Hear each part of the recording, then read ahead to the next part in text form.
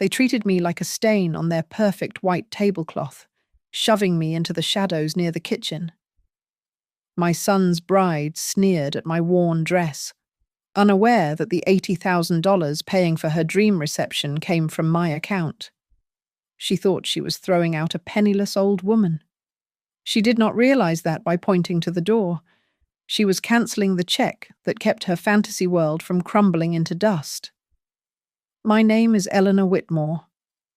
I am 58 years old, and I have spent the last 3 decades building an empire from the wreckage of a fishing trawler and a mountain of debt. Yet tonight, I sat at table 19, which was tucked aggressively into the back corner of the ballroom at Silvercrest Bluffs. The location was not accidental. It was a statement. Every time the double doors to the kitchen swung open, a blast of humid air smelling of seared beef and stale dishwater hit me in the face. I was the mother of the groom, but I had been placed in the exact spot designed to make a guest feel invisible. I took a sip of water and watched the sunlight hit the crystal chandeliers. The light fractured into 1,000 rainbows that danced over the heads of the 200 guests my son and his bride had invited. I knew exactly how much those chandeliers cost to rent because I had reviewed the invoice 3 weeks ago.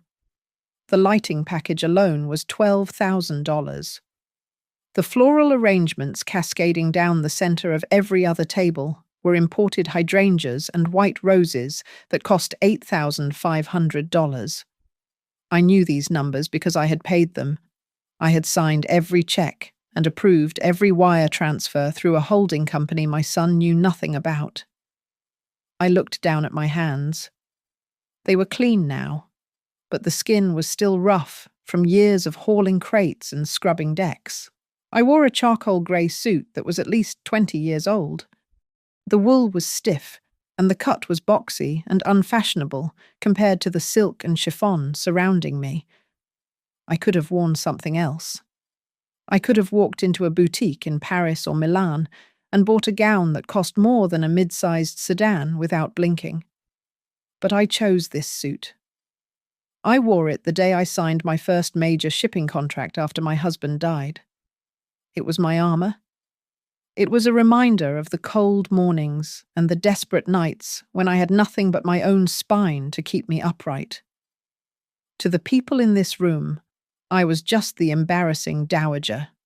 I was the poor widow who had scraped by to raise a golden son. I saw the way the guests at table 18 glanced at me.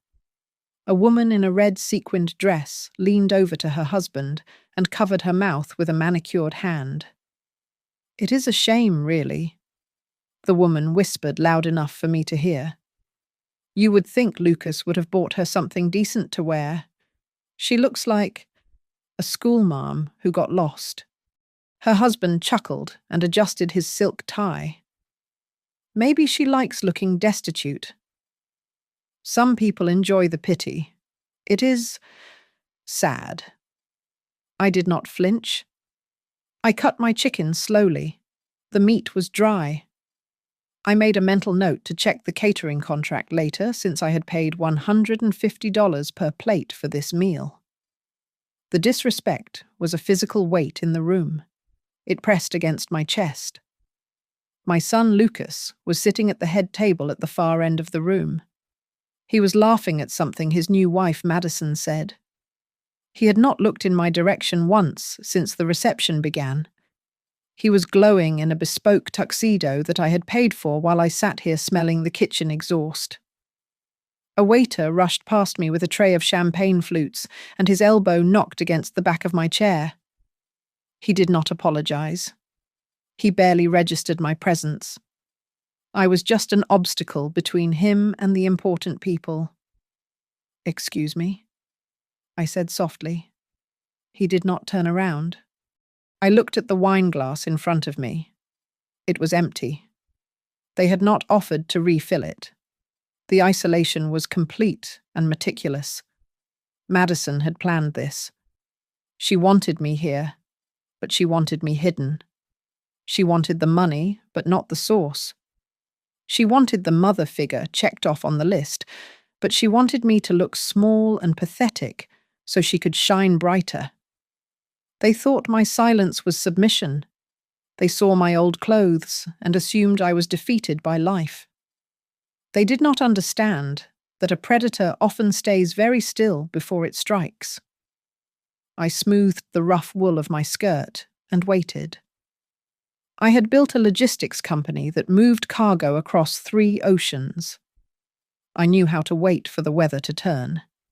And as I watched Madison whisper something into Lucas's ear while pointing subtly in my direction, I knew the storm was about to break. The silver forks ceased their rhythmic clinking against the china plates as a shadow fell across table 19. I did not need to look up to know who had arrived. The scent of expensive jasmine perfume, heavy and cloying, announced her presence before she spoke a single word. Madison stood there clutching her crystal champagne flute like it was a weapon. Her white lace gown cost $12,000, a sum I had transferred to the bridal boutique exactly 4 months ago. I thought I made myself clear, Madison said, her voice low but vibrating with venom. I told Lucas to tell you, specifically, that this was a black tie event. She gestured vaguely at my charcoal wool suit with her free hand, her upper lip curling in undisguised disgust. I am wearing my best, I replied comfortably, keeping my hands folded in my lap. Lucas was standing 3 steps behind her. My son, the boy I had carried on my hip while I negotiated freight prices on a payphone in the rain. He looked handsome in his tuxedo, but his shoulders were hunched. He was looking at the floor. He was looking at the waiter. He was looking anywhere but at me. Lucas, I said. My voice was steady. He flinched. He finally looked up, but his eyes were glassy with panic. He looked terrified, not of me, but of the woman in the white dress standing between us. Mom, maybe you should just, try to blend in a bit more. Lucas mumbled, shifting his weight from one foot to the other. Maddie is just stressed. It is her big day. It is my day, Madison snapped, stepping closer until her dress brushed against the tablecloth. And look at her. Lucas. She looks like she just wandered in from a bus stop. It is embarrassing. I have people from the firm here. I have my father's partners here. And there sits your mother, looking like the help. The room was beginning to quiet down. The guests at the nearby tables had stopped pretending to talk. They were watching. I felt the heat of their gazes on the back of my neck. This was the moment. This was the betrayal. It was not Madison's cruelty that cut me because I had expected that from the day I met her. It was Lucas's silence. He stood there and let her strip away my dignity because it was easier than defending me. I paid for my seat. Madison, I said. I kept my voice level, but I made sure it carried enough weight to hit them both. I think I have a right to sit in it. Madison laughed. It was a sharp and brittle sound that shattered the remaining conversation in the quadrant. You paid? She scoffed, loud enough for the tables 30 feet away to hear clearly. With what, your social security check? Oh, please. We let you come because Lucas felt guilty. We put you back here so you would not ruin the aesthetic. But clearly you do not even have the decency to be grateful. She leaned down, her face inches from mine. I could see the thick layer of flawless makeup and the frantic, mean energy dancing in her eyes. If you cannot look the part, Madison hissed, then maybe you should just leave. Go sit in the car. Or better yet, go home. The silence in the ballroom was absolute now. Even the string quartet had stopped playing in the distance. 300 eyes were fixed on us. They were waiting for the poor old woman to cry. They were waiting for me to beg for a scrap of kindness. I looked at Lucas one last time. I waited for him to step forward. I waited for him to be the man I raised. "Lucas," I asked, "is that what you want?" He looked at his wife, then at the floor. He took a deep breath. "Mum, please," he whispered, his voice cracking. "Do not make a scene. Just, maybe it is better if you go." The invisible cord that connected my heart to his snapped. It was a physical sensation. A sharp pain followed immediately by a cold and numbing void. I looked at the boy I had sacrificed everything for, and I saw a stranger. "Very well," I said. I pushed my chair back and stood up. I did not tremble. I did not look down. I felt a cold clarity wash over me, replacing the hurt. The decision was made. It was not an emotional impulse. It was a business decision, a liquidation of failed assets. I smoothed the front of my jacket and looked at Madison, then at Lucas. I was no longer their mother or their mother-in-law. I was the CEO of Whitmore Coastal Holdings, and I had just decided to close this branch permanently. I stood motionless while the echo of my son's betrayal hung in the air like smoke. In that frozen moment, time seemed to warp and fold back on itself. I was no longer standing on the plush carpet of the Silvercrest Bluffs ballroom. I was back in the freezing rain on a dock in Seattle 30 years ago. I was 28 years old, and my husband, Frank, had been in the ground for exactly 3 days. The bank manager had looked at me with the same sneer Madison just used. "Mrs. Whitmore, be reasonable," he had said, clutching his umbrella while I shivered in my thin coat. "Sell the boat. It is too much for a woman to handle alone." "I am not selling," I had told him, my teeth chattering so hard I could barely form the words. "I will pay the debt. Every cent." I had worked 18 hours a day for 5 years. I smelled like diesel and fish gut. I learned to negotiate freight contracts with men who thought they could crush me between their thumb and forefinger. I turned one rusting trawler into a fleet, and then I turned that fleet into a logistics network that spanned the globe. I did it all in silence. I did it so Lucas would never have to know what it felt like to be hungry or afraid. I looked at Lucas now. He was adjusting his cufflinks, terrified to meet my gaze. He thought his life had been a series of lucky breaks. He believed he got into that prestigious prep school on his own merit. He did not know I had donated $50,000 to the building fund to secure his spot. He thought his internship at the brokerage firm was due to his charm. He had no idea I called the senior partner, a man whose business relied on my shipping containers, and called in a favor. I just want him to have a normal life. I had whispered to my lawyer years ago when we set up the blind trusts. I do not want him to love me for the checkbook. I want him to love just me. What a foolish, sentimental mistake that was. By shielding him from the struggle, I had robbed him of his spine. I had raised a man who could wear a $3,000 tuxedo but could not stand up for his own mother because he was terrified of losing his access to the country club lifestyle. I shifted my gaze to the head table where Madison's parents were sitting, the Hales. They were smiling tightly, clearly annoyed that the poor relation was causing a scene. They were people who valued the label on a wine bottle more than the wine inside. They had treated this wedding not as a union of two souls, but as a merger of assets. They thought they were marrying their daughter into potential, not realizing they were spending the fortune of the woman they were currently kicking out. A coldness settled in my chest. It started in the pit of my stomach and spread outward, extinguishing the burning humiliation I had felt only seconds before. It was the same cold clarity I felt in the boardroom when a deal went bad. The sadness was gone. The mother who baked cookies and signed permission slips died in that chair the moment Lucas told me to leave. What remained was the CEO of Whitmore Coastal Holdings.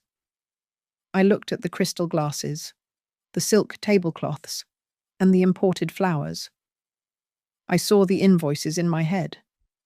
$120,000 for the venue, $40,000 for the catering, $15,000 for the band that had just stopped playing. I had signed the checks because I wanted to give them the world. But you cannot give the world to people who do not respect the hands that built it. You have always been too soft.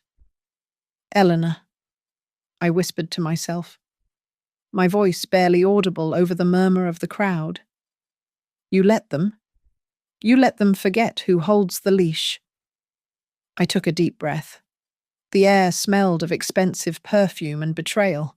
I was ready. I was not going to scream. I was not going to cry. I was going to do what I did best. I was going to execute a hostile takeover of my own life. I straightened my spine, feeling the steel return to my backbone. I was done being the mother. It was time to be the boss. The murmur in the room died instantly as Madison's voice rose to a shriek that cut through the humid air like a serrated knife. She stepped back from the table and raised her arm, pointing a manicured finger directly at the exit. I want her out, Madison screamed. Her face flushed a deep, ugly red that clashed with her pristine white dress. Right now, someone, anyone. Get security, I will not have this. This old hag ruining my wedding photos with her depression and her cheap clothes. The silence that followed was heavy and suffocating. 200 guests sat frozen in their chairs. Forks hovered halfway to mouths. The waitstaff stopped pouring wine. It was a scene of absolute social execution. Madison was not just asking me to leave. She was stripping me naked in the town square and inviting the village to throw stones. I did not rush. I did not scramble for my purse or look around for an ally.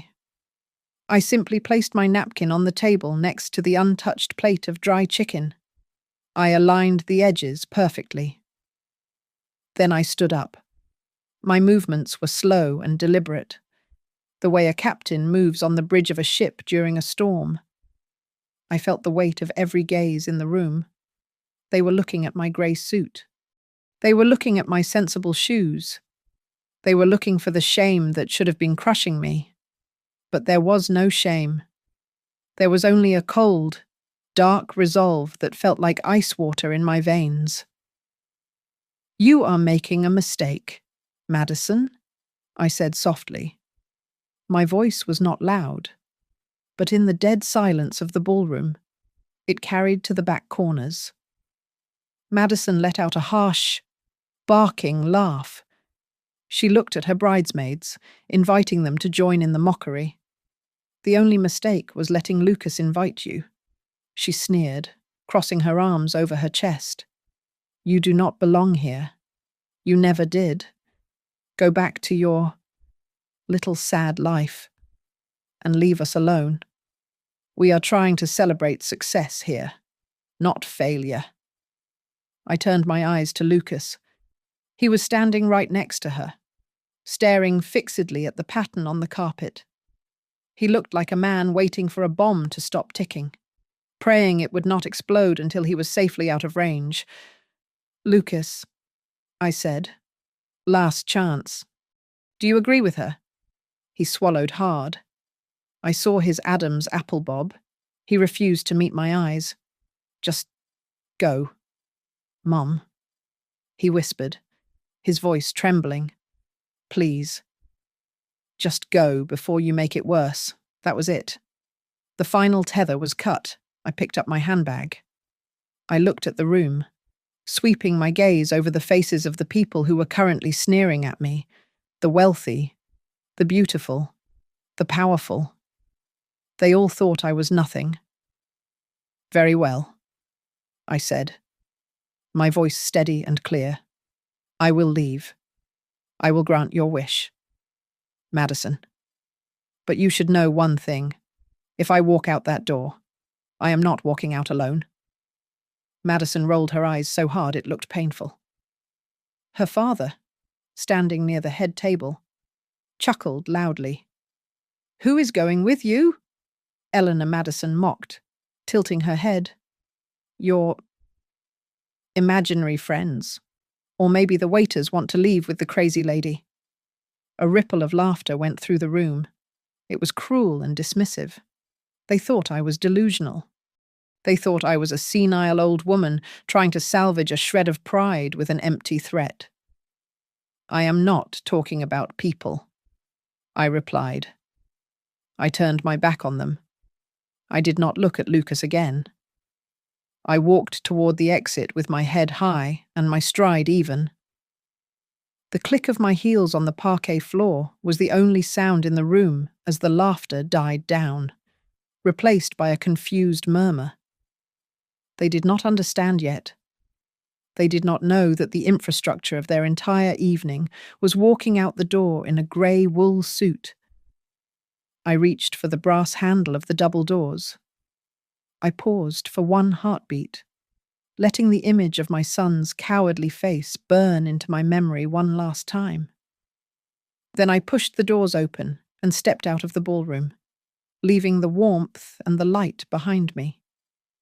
The heavy oak doors clicked shut behind me, sealing the ballroom's noise into a muffled hum. I did not slump against the wall or wipe away a tear. Instead, I smoothed my blazer and looked at the man standing by the coat check. Arthur Sterling, the general manager of Silvercrest Bluffs, was waiting for me. He was not looking at me with the pity he had shown earlier when he thought I was a charity case. He was standing at attention, his hands clasped behind his back, looking at me with the terrified respect one gives to a person who signs the paychecks. Mrs. Whitmore, Arthur said, bowing his head slightly. I trust the situation has been resolved. The event is over. Arthur, I said, my voice flat and businesslike. Initiate the termination protocol immediately. Section 4, Paragraph 2, breach of donor conduct. Arthur nodded once. He did not ask questions. He tapped the earpiece coiled against his neck and spoke 2 words that would cost my son his social standing. Code black. I turned to watch through the narrow glass panels of the ballroom doors. It happened with military precision. The staff at Silvercrest Bluffs were professionals, and they knew exactly who paid the retainer fee. Inside the room, 20 waiters who had been circulating with trays of filet mignon stopped in their tracks. In perfect unison, they turned around and began marching back toward the kitchen, taking the food with them. The string quartet, playing a soft waltz, was approached by the floor manager. He made a cutting motion across his throat. The music died instantly, leaving a jagged silence that hung in the air. Madison was the first to notice. She was in the middle of a laugh, her head thrown back, when a waiter reached over and removed her full glass of champagne. "Hey," Madison snapped, grabbing at the waiter's arm. "What do you think you are doing?" "I was drinking that." The waiter pulled his arm away, gently but firmly. "I am sorry. Ma'am? Service has been suspended." "Suspended?" Madison's voice rose to a screech. "What do you mean, suspended? This is my wedding. Turn the music back. On, Lucas." "Do something." Lucas looked around, bewildered. The guests were murmuring, a low wave of confusion spreading from table to table. The lights overhead flickered once and then dimmed to the cleaning, setting a harsh, bright white that stripped away all the romantic ambience and left the room looking like a cafeteria. Arthur Sterling pushed past me and entered the ballroom. I stayed in the doorway, a silent observer in the shadows. Madison stormed up to him, her face twisted in rage. "You!" she yelled, pointing a finger in Arthur's face. "Fix this. The lights. The food. Everything is wrong. I am going to sue this place into the ground." Arthur looked at her calmly. He held a clipboard in his hands. "There will be no lawsuit. Mrs. Whitmore," Arthur said, his voice projecting clearly across the silent room. "We are simply following the instructions of the client. The contract for this event has been voided due to a violation of the terms." Client Madison laughed nervously, looking at her father. "My father is the client dad. Tell him Robert Hale stepped forward, his face purple with indignation. Now see here. I am the one who... Well, I am the father of the bride. I demand you restart the service. You are the father of the bride." "Yes," Arthur said, consulting his clipboard. "But you are not the financier. The entire event, totaling $240,000, was billed to a corporate account under Whitmore Coastal Holdings." The name hung in the air. I saw Robert Hale freeze. He knew that name. Everyone in the business world knew that name. It was the conglomerate that owned half the shipping logistics on the eastern seaboard. "Whitmore Coastal Lucas," whispered. He looked pale. "But that is the company Mom used to mention. The one she said she sold her old boat to. Not sold to, sir." Arthur corrected him, and for the first time, he looked toward the door where I was standing. "Owned by... Eleanor Whitmore is the sole proprietor and CEO of Whitmore Coastal Holdings, and as the primary signatory on the contract, she has exercised her right to cancel the event effective immediately." The room erupted. It was not the happy noise of a celebration. It was the sound of 300 people realizing they were standing in the middle of a disaster. Madison spun around, her eyes wide and frantic, searching the room until her gaze landed on the glass panels of the door. She saw me. I did not smile. I did not wave. I simply stood there, looking at the chaos I had purchased. The fantasy was dissolving. The waiters were stripping the tablecloths. The bartenders were locking the liquor cabinets. And in the center of the room, my son and his new wife stood alone under the harsh cleaning lights, realizing that the golden goose they had just kicked out the door had taken all the gold with her. The frantic energy in the ballroom had curdled into a thick, suffocating tension. Madison was screaming at Arthur Sterling, her face contorted into a mask of pure panic. "You cannot do this? We have a contract. My father knows judges. I will have this place shut down if you do not turn those lights back on right now." Actually, a deep, baritone voice cut through her hysteria. "You do not have a contract. You have a revocable deed of gift." Silas Thorne stepped into the circle of harsh white light. He was my personal counsel, a man who cost $600 an hour and possessed the bedside manner of a shark. He wore a navy pinstripe suit that looked sharper than any knife on the tables. He held a leather folio in his hand, tapping it rhythmically against his leg. Madison spun around, her chest heaving. "Who the hell are you? I am Mrs. Whitmore's attorney," Silas said smoothly. He did not raise his voice. He did not need to. "And I am here to enforce the termination clauses of the financial agreement regarding this event." He opened the folio. The sound of the paper turning was the only noise in the cavernous room. The wedding reception. Silas read, peering over his spectacles at the trembling bride, was funded entirely by Whitmore Coastal Holdings as a conditional gift to Mr. Lucas Whitmore and Ms. Madison Hale. Clause 7A, subsection 3, clearly states that the funding is contingent upon the respectful and dignified treatment of the benefactor. This is legally known as a disparagement clause. Silas looked up. His eyes were cold and bored. When you publicly insulted Mrs. Whitmore and ejected her from the premises, you triggered the immediate revocation of all funding. The venue, the catering, the floral arrangements, even the band.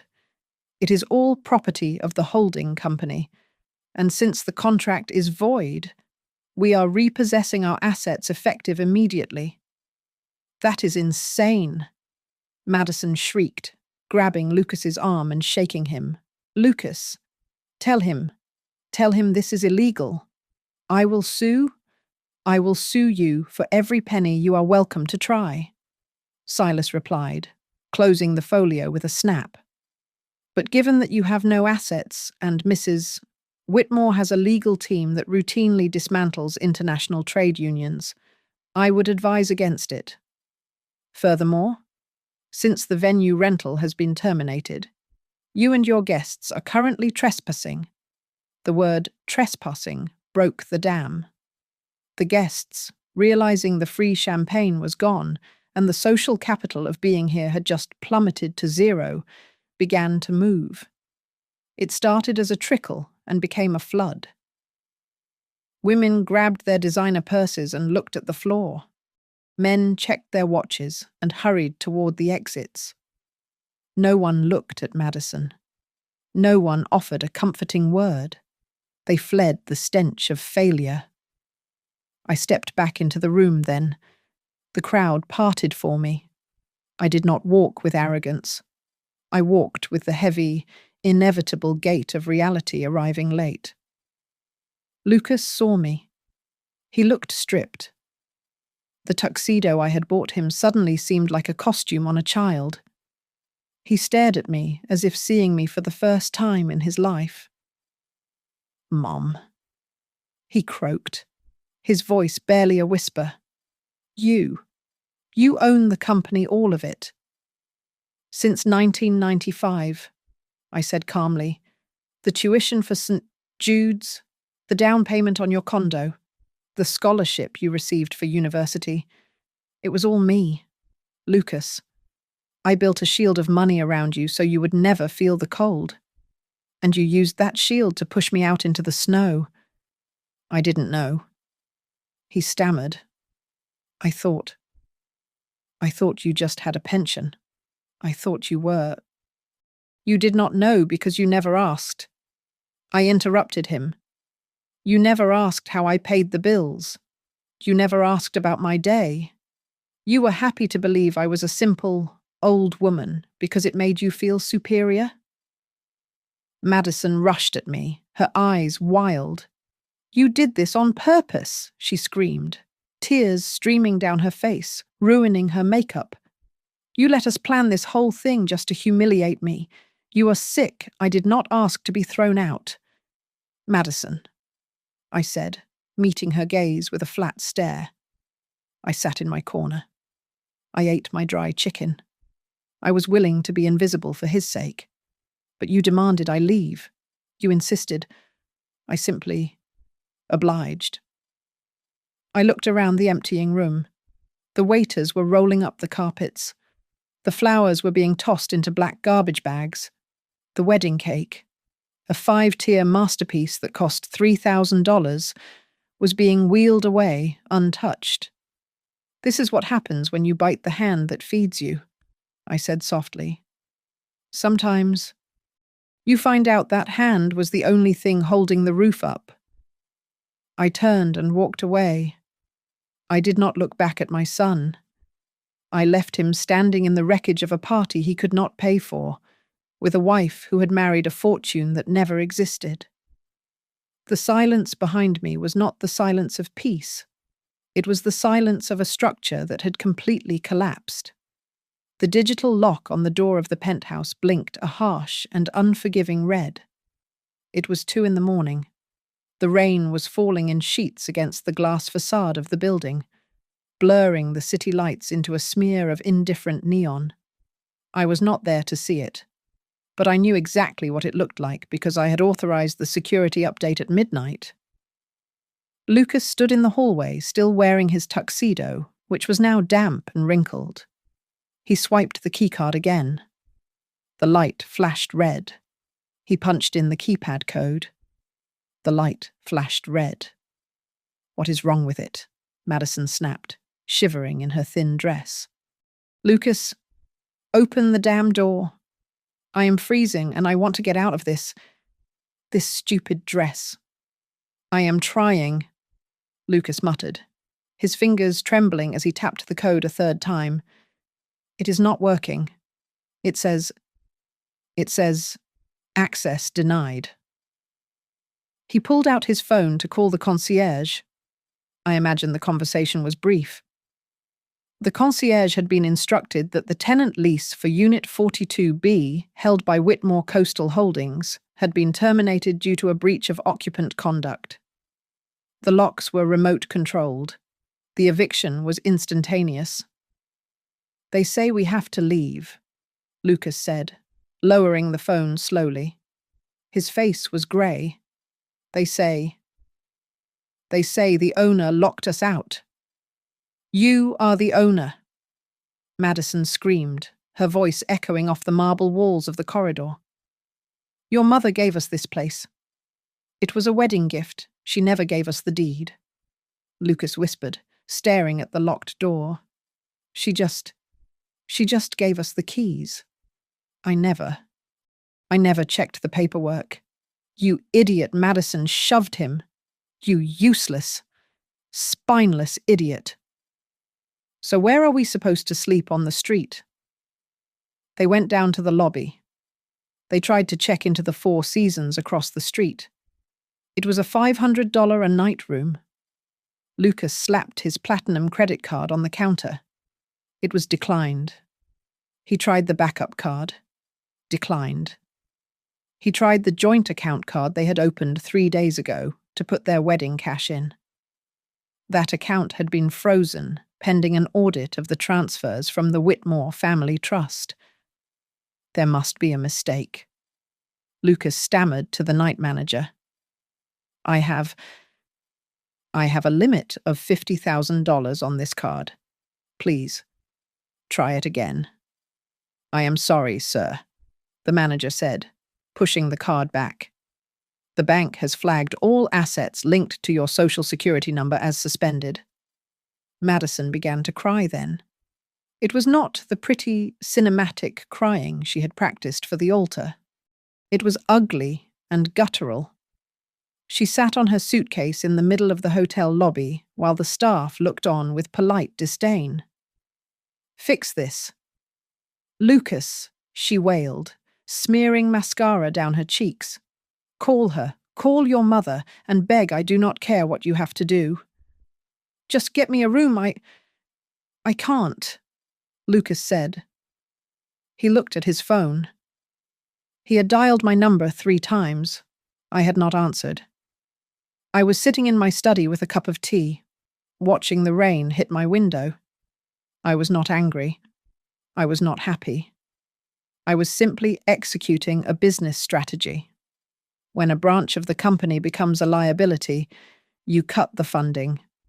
You do not negotiate with a hemorrhage. Lucas walked out to the valet stand to get his car, a Porsche Cayenne that I leased through the company fleet. It was gone. The repo agents I hired had picked it up from the venue parking lot while they were arguing with the caterers. They were stranded. No home, no car, no money, no influence. "This is your fault," Madison hissed, standing in the cold wind under the hotel awning. If you had just stood up to her, none of this would be happening." "Me?" Lucas laughed, a sound that bordered on hysteria. "You were the one who threw her out. You were the one who called her a hag. You wanted to be the queen. Madison. Well, congratulations. You are the queen of nothing. I married a fraud. She spat at him. I thought you were a Whitmore, but you are just a parasite attached to her wallet. And you, Lucas replied, his voice breaking, you are just a gold digger who dug in the wrong spot. I watched the tracking data on my tablet as their phones moved slowly toward a cheap motel on the outskirts of the city. I did not feel a thrill of victory. I felt a profound sense of waste. I had spent 30 years building a cushion for my son, padding every corner of his life so he would never bruise. I thought I was protecting him. In reality, I had crippled him. Tonight was his first lesson in gravity. I was not destroying his life. I was simply stepping out of the way and letting the world work the way it works for everyone else. If you do not pay the rent, you lose the apartment. If you insult the boss, you lose the paycheck. It was brutal. Yes. But it was the only education he had left. The ATM was closed. The bank of motherly forgiveness was insolvent. And for the first time in his life, Lucas Whitmore was going to have to survive the storm without my umbrella. The video went live at 6 a.m. By noon, it had 2 million views. I sat in my study with a cup of black coffee and watched Madison perform the greatest acting role of her life on the screen of my tablet. She was sitting on the edge of a bed in a motel room with peeling wallpaper visible in the background. Her hair was messy and her eyes were puffy. She had perfected the look of the innocent victim crushed by a tyrant. I don't know why she hates me so much. Madison sobbed into the camera, wiping her nose with a tissue. We tried everything to please her. We invited her to the wedding. We gave her a seat of honor. And she snapped. She cut off all our funds because she didn't like the table setting. Who does that to their own son? We are homeless. We have nothing. She is a monster. The comments below the video scrolled by so fast, they were a blur of rage. Strangers from across the country were calling for my head. They called me a narcissist. They called me abusive. They doxed my business email address, and within 3 hours my inbox was flooded with 4,000 hate mail. My phone rang incessantly with calls from blocked numbers.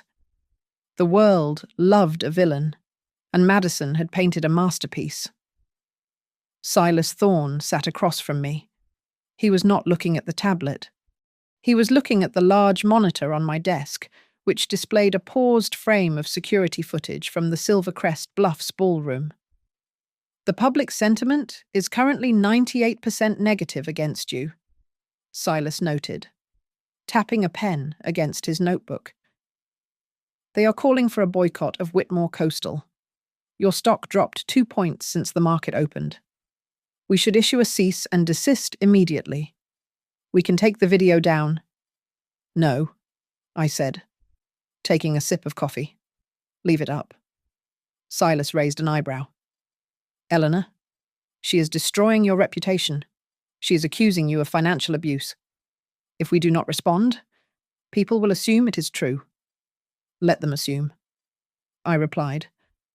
A lie travels halfway around the world while the truth is putting on its shoes. I want her to feel safe. I want her to think she has won the court of public opinion. When people think they have won, they get sloppy. They exaggerate. They dig a hole so deep they cannot climb out. I looked back at the screen. Madison was now posting a second video. This time, Lucas was in the background, sitting on a chair with his head in his hands. He looked broken. She was using his misery as a prop for her narrative. Look at him, Madison whispered to her followers. My husband is destroyed.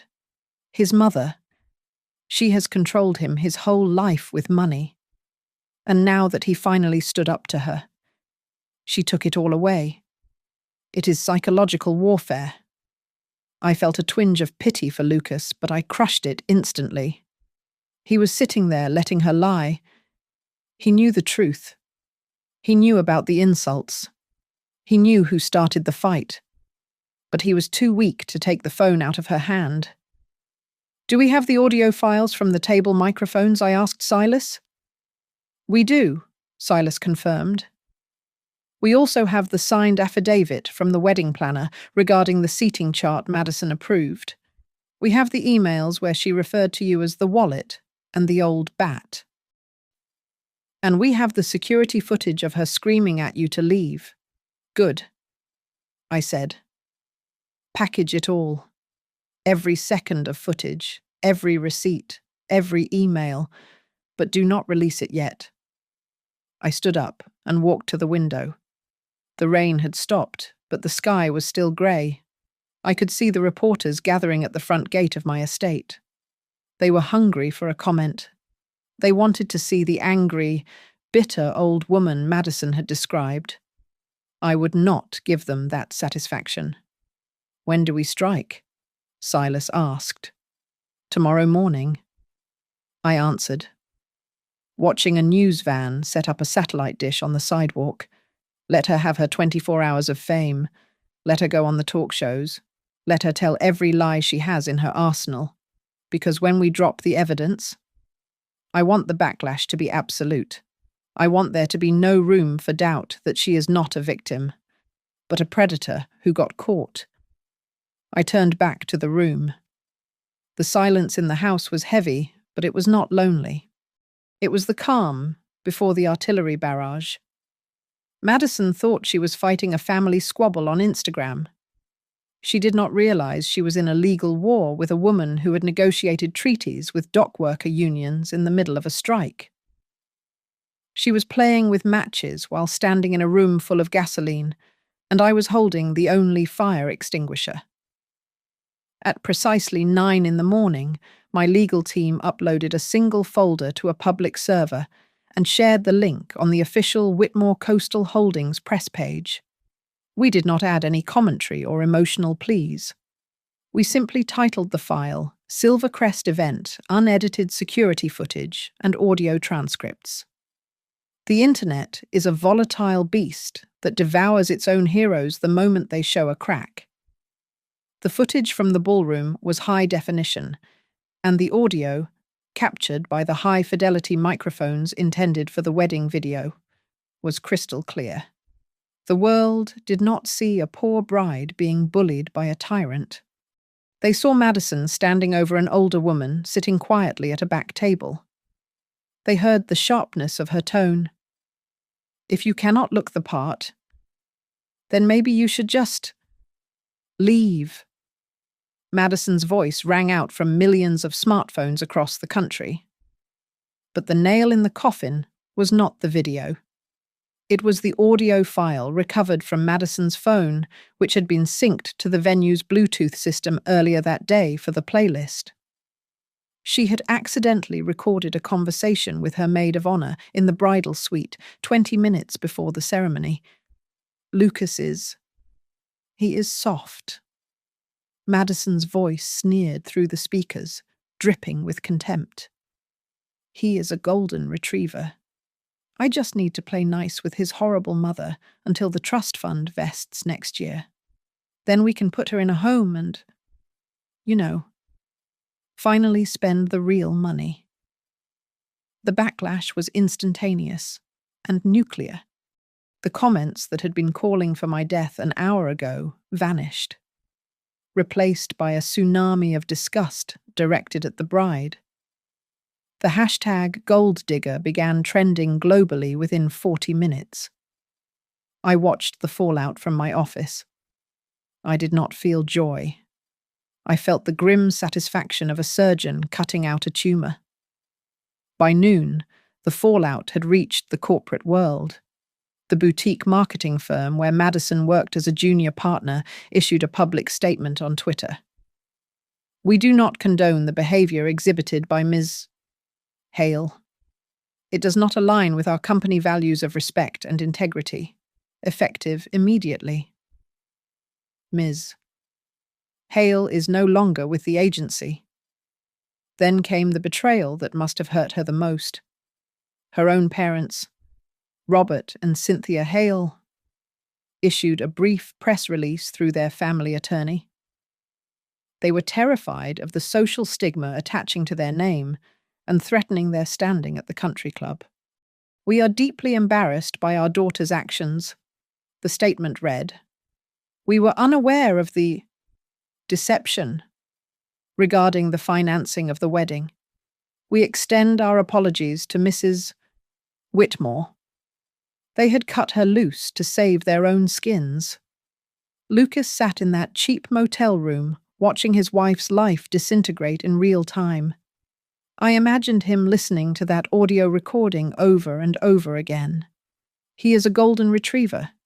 Just need to play nice until the trust fund vests. The woman he had defied me for, the woman he had humiliated me for, had never loved him. She had loved the security I provided. My phone rang. It was not a blocked number this time. It was Lucas. I let it ring 4 times before I picked up.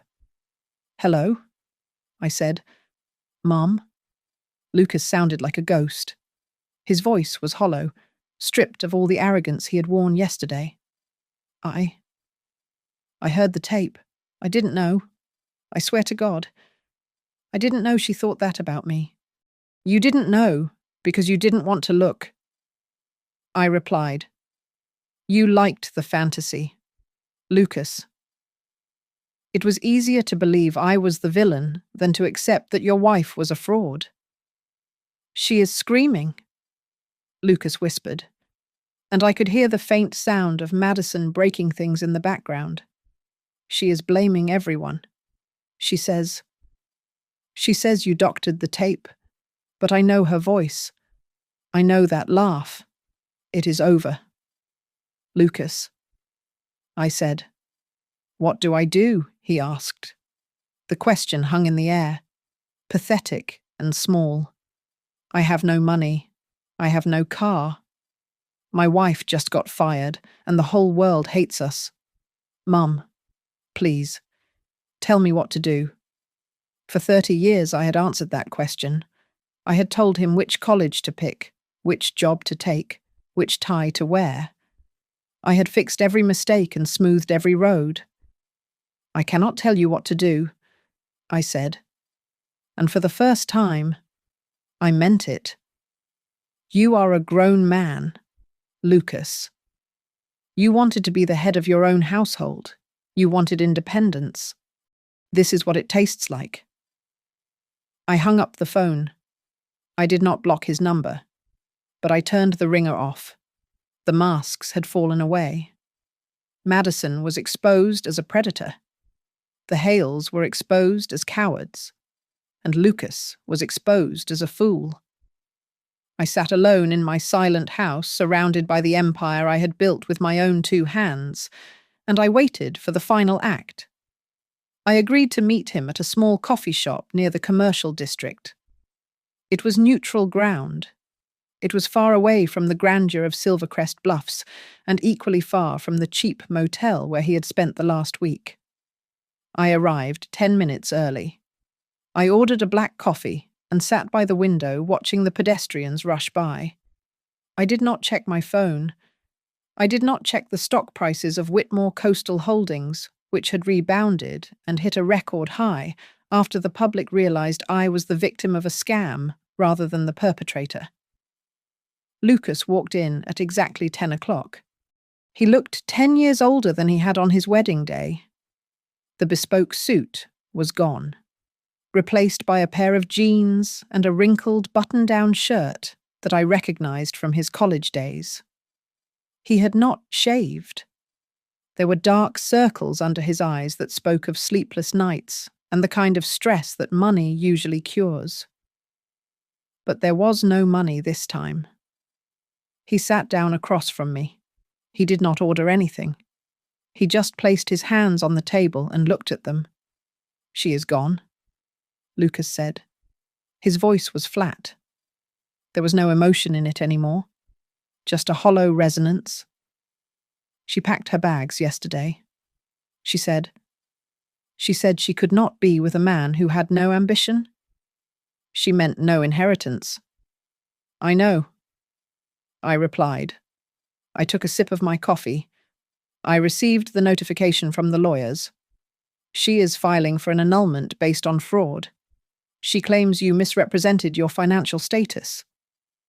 Lucas laughed. It was a dry, rasping sound.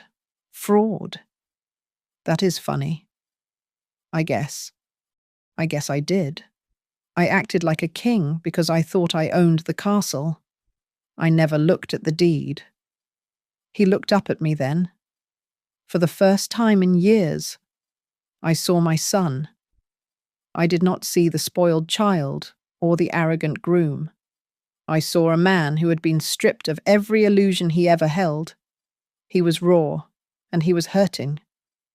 I am not here to ask for money, Lucas said quietly. I know. I know that door is closed. I wanted to look at you. I wanted to see if you were the monster she said you were. And I asked. You are not a monster, Lucas whispered, shaking his head. You are just a mirror. You showed me exactly what I was. A child in a tuxedo. I felt an ache in my chest, the phantom pain of the mother who wanted to reach across the table and fix it. I wanted to write a check. I wanted to buy him a condo and a car and make the world soft again. But I knew that would be the cruelest thing I could do. I had crippled him with kindness for 30 years. I would not do it for one day longer. I love you, Lucas, I said. My voice was steady, but my hands were gripping the ceramic mug tightly. Because I love you, I am letting you go. I am done paying for your mistakes. I am done buying your affection. From this moment on, you are on your own. If you want a life, you have to build it. If you want respect, you have to earn it. Lucas nodded slowly. Tears welled up in his eyes, but he did not let them fall. He took a deep breath. I have nothing, he said. I have $20 in my pocket and no place to sleep. You have your health, I told him. Standing up. You have a degree. And for the first time in your life, you have the truth. That is more than most people start with. I picked up my purse. I did not offer to pay for his coffee because he hadn't ordered one. I did not hand him a wad of cash. Goodbye. Lucas, I said. Goodbye, Mom, he replied. I walked out of the coffee shop and into the bright afternoon sunlight. I did not look back. If I had turned around, I might have crumbled. I might have gone back and ruined everything. So I kept walking. I heard the city noises around me, the horns and the chatter and the wind off the harbour. I felt a profound sense of lightness. The heavy weight of carrying a grown man on my back was gone. Madison was a memory. The scandal was fading. I walked toward the harbour where the ships with the Whitmore logo were being loaded with cargo. I was Eleanor Whitmore. I was a mother. Yes, but I was also a survivor. And as I stepped into the light, I realized that the greatest gift I could give my son was not a check. It was the dignity of his own struggle. The story of the boy was over. The story of the man could finally begin. Thank you so much for listening to this story, guys. I really hope you enjoyed this roller coaster of emotions. I would love to know where you are tuning in from. Today, are you listening from your kitchen, your car, or maybe while taking a walk? Drop a comment below and let me know your thoughts on Eleanor's decision. If you enjoyed the video, please make sure to subscribe to Grandma's Family Diary. Hit that like button and smash that hype button to help this story reach even more people. See you in the next one.